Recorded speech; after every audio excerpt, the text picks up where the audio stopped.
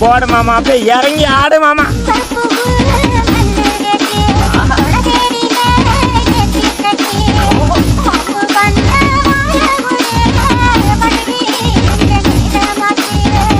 இவனா லூசு பயிராடாமா.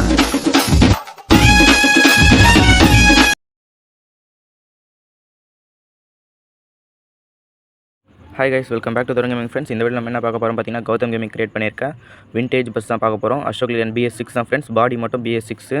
இந்த பஸ் மட்டும் பார்த்தீங்கன்னா மைனர் பாய் RS மணி அவங்களோட பஸ் தான் இது. இப்போ அனிமேஷன் கீ ஃபீச்சர்ஸ்லாம் பொறுத்த வரைக்கும் பார்த்தீங்கன்னா, ஃபஸ்ட் அனிமேஷன்லேயே பார்த்தீங்கன்னா மாலை கொடுத்துருப்பாங்க. அது வந்து ஹைட் ஆகிற மாதிரி அதுவும் கொடுத்துருப்பாங்க.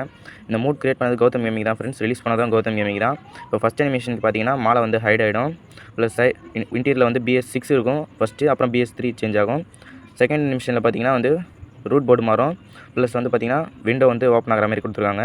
தேர்ட் அனிமேஷனுக்கு பார்த்தீங்கன்னா மேலே வந்து லக்கேஜ் வர மாதிரி ஒரு வந்துருக்கும்.